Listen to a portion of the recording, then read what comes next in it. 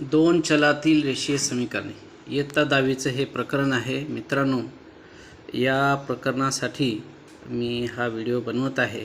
तर दोन चलातील रेषीय समीकरणे, आता हे चलातील रेषीय समीकरणे हा भाग आपण जरा त्याची व्याख्या वगैरे थोडी नंतर बघू, पण हे उदाहरण बघा, मग याच्यावरून तुम्हाला लक्षात येईल की दोन चलातील रेषीय समीकरणे हा काय प्रकार असतो।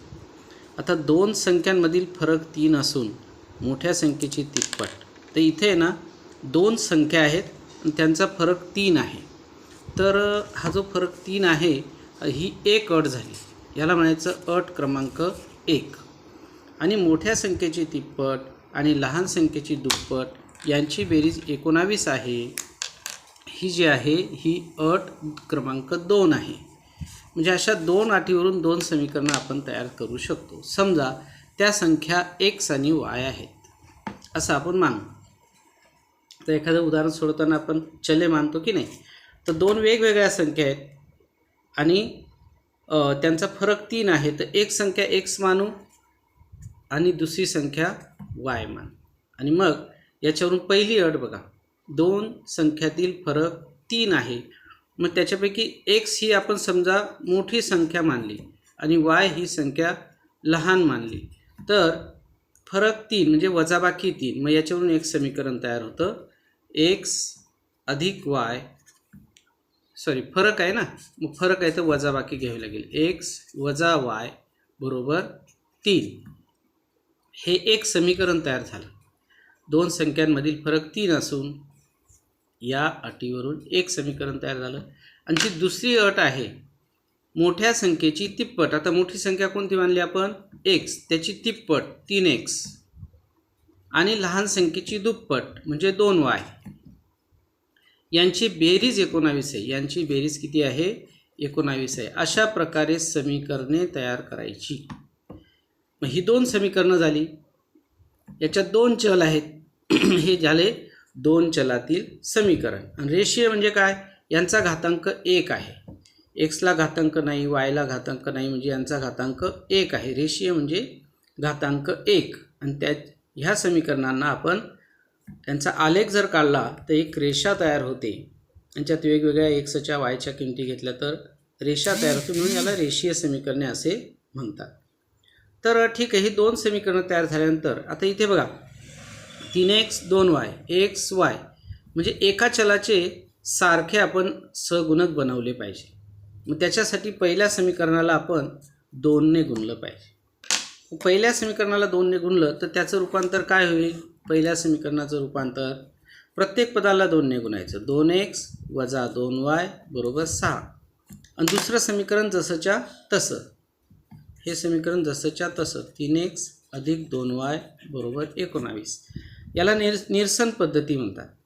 आता हे जे नवीन समीकरण तयार झालं याला आपण समीकरण क्रमांक 3 म्हणू, आणि हा 2 जसाच्या तसा। आता ह्या निरसन पद्धतीमध्ये एका चलाचे सगुणक सारखे करायचे। इथे आपण वायचे केलेले 2 2। आता चिन्ह बघायचं, वजा अधिक, याला शून्य करायचं आहे, निरसन करायचं आहे, याचं शून्य करायचं आहे। याला शून्य करण्यासाठी आपण बेरीज केली पाहिजे, म्हणजे 2y वजा 2y शून्य होईल। मग आता हे जे दोन समीकरणं आहेत, तिसरं आणि दुसरं, यांची आपल्याला बेरीज करायची, या दोन्ही समीकरणांची बेरीज। तर बेरीज करताना डाव्या बाजूतून डावी बाजू मिळवायची, उजव्या बाजूत उजवी बाजू मिळवायची, असा हा बेरजेचा प्रकार असतो। 2x अधिक 3x 5x, 2x अधिक 3x 5x, हा अधिक y वजा y 2y वजा 2y शून्य झाला, तो आपण लिहायचाच नाही, त्याची लिहायची काही गरज नाही। आता बेरीज 19 आणि 6 25, म्हणून x बरोबर हा 5 इकडे येताना भागिले 5 5 25, x बरोबर 5। एक्सची किंमत मिळाली। आपल्याकडे दोन संख्या होत्या, दोन संख्यातील फरक, त्यापैकी x मिळाला। आता y काढायचं आहे, तर ही पहिल्या समीकरणात आपण किंमत टाकू। हे सोपं समीकरण आहे आणि याच्यात किंमत टाकली तर आपल्याला y ची किंमत मिळते, x वजा y बरोबर 3, पण एक्सची किंमत किती घेतली आपण 5, 5 वजा y बरोबर 3। मग हा वजा y इकडे 5 तिकडे जाताना वजा होणार 3 वजा y बरोबर -2 म्हणून y बरोबर 2 वजा दोन्हीकडचे आपण कॅन्सल केले. मग त्या संख्या कोणत्या आपण x आणि y मानल्या होत्या की नाही, म्हणून त्या संख्या कोणत्या 5 आणि 2 असं कंसात लिहिलं तरी चालतं. पहिली संख्या मोठ्या संख्या. तर असं एक शाब्दिक उदाहरण आहे. तर याला म्हणतात दोन चलातील रेषीय समीकरणे आणि ही आहे निरसन पद्धती. म्हणजे एका चलाचे सगुणक समान करून त्यांची बेरीज वजाबाकी करायची अशी निरसन पद्धती आहे. तर आणखी असेच व्हिडिओ आपण बनवणार आहोत.